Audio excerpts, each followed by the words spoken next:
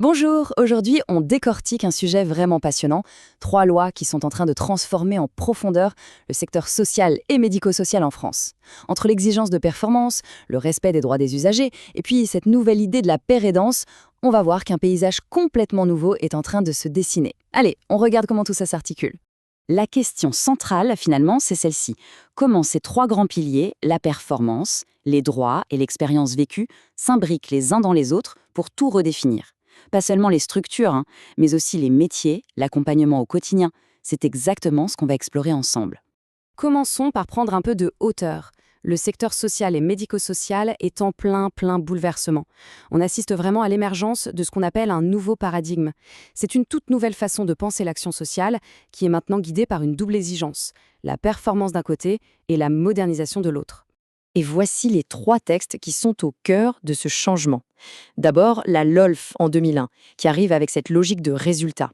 Juste après, en 2002, la loi 2002.2, qui remet l'usager au centre du jeu. Et puis un peu plus tard, en 2010, la loi HPST, qui vient accélérer la modernisation.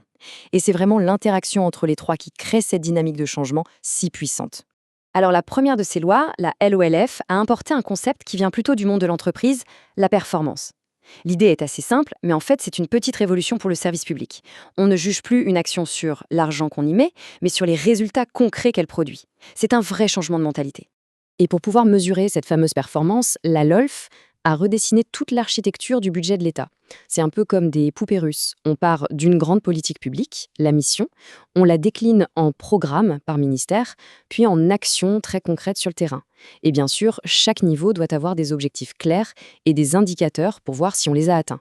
9 ans plus tard, la loi HPST vient donner un sacré coup d'accélérateur à cette modernisation. Comment ? En donnant enfin un cadre légal à la télémédecine. C'est un tournant majeur, parce que ça reconnaît officiellement que le soin, ça ne se passe plus forcément dans un seul et même lieu. D'ailleurs, la loi est très précise, elle définit 5 actes de télémédecine. La téléconsultation, que tout le monde connaît maintenant, mais aussi la téléexpertise entre professionnels, la télésurveillance pour suivre un patient à distance, la téléassistance pour guider un confrère et la régulation médicale, comme ce que fait le SAMU. Forcément, ça ouvre un champ des possibles énorme pour l'organisation des soins. Mais attention, la performance, la technologie, c'est bien, mais ça ne doit pas faire oublier la finalité de tout ça, la personne qu'on accompagne. Et c'est précisément là que la loi 2002, votée juste après la LOLF, prend tout son sens. On peut la voir comme un garde-fou, un rappel à l'ordre humaniste. Et ce qui est vraiment bien avec cette loi, c'est qu'elle ne se contente pas de grands principes un peu flous. Non, elle est hyper concrète. Elle fournit 7 outils très précis pour s'assurer que les droits et la participation de l'usager sont bien réels à chaque étape de son parcours. C'est une véritable boîte à outils. Ça va de documents fondateurs, comme la charte des droits, à des mécanismes de recours, comme la personne qualifiée qui peut jouer le rôle de médiateur. Ça passe aussi par des instances de démocratie, comme le fameux Conseil de la vie sociale, le CVS.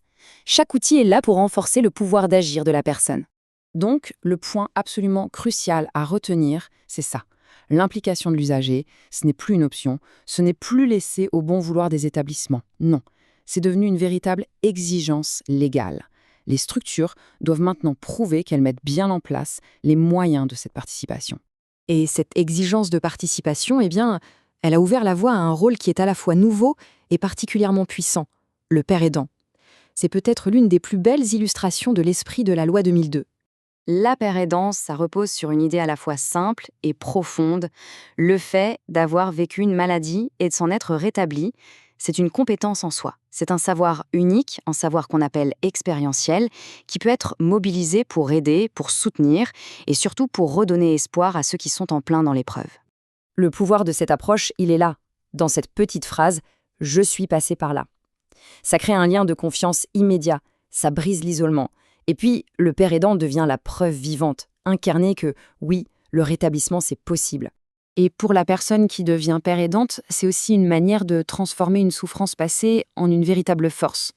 Cette envie de rendre ce qu'on m'a donné, ça montre bien la boucle vertueuse. Aider les autres devient un moteur hyper puissant pour consolider son propre rétablissement. Ça donne un sens nouveau à son parcours. Mais attention, il ne faut pas s'y tromper, on ne parle pas juste de bénévolat ou d'entraide informelle. Ce rôle, qui est basé sur le vécu, est en pleine professionnalisation en France. Il est de plus en plus reconnu comme un métier à part entière dans les équipes soignantes. Et la preuve la plus éclatante de cette professionnalisation, elle est là. Des universités, et pas les moindres, proposent maintenant des licences professionnelles, des diplômes universitaires. Ça vient structurer le métier, garantir un socle de compétences, et ça donne une vraie légitimité institutionnelle à ce savoir venu de l'expérience. Bon, mais alors, tout ce nouveau paysage, la performance, les droits, la paire et danse, quel est l'impact concret pour les professionnels sur le terrain? Prenons l'exemple d'un titulaire d'un BTS SP3S, services et prestations des secteurs sanitaires et social. Le métier change radicalement. Avant, c'était un rôle très administratif, centré sur la gestion de dossiers, l'application de procédures. Aujourd'hui, on passe à un rôle beaucoup plus stratégique. Il faut intégrer la démarche qualité, savoir piloter des actions par la performance et surtout être capable de co-construire les projets avec les usagers. Ce tableau, il résume parfaitement l'impact de chaque loi. D'un côté, la LOLF et la loi HPST demandent de nouvelles compétences en gestion de projet, en évaluation, une culture du résultat. De l'autre, la loi 2002.2 exige des compétences en animation, en médiation et une vraie capacité à mettre en œuvre la participation des usagers au quotidien. Finalement, ces lois ne viennent pas supprimer la dimension humaine de ces métiers, bien au contraire.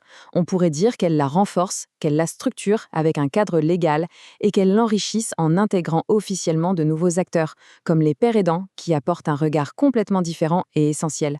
Le secteur est donc en pleine ébullition, tiré par la performance, recentré sur l'usager et de plus en plus ouvert à des savoirs qui sortent des diplômes classiques. Et tout ça, ça nous amène à une dernière question qui reste ouverte pour l'avenir.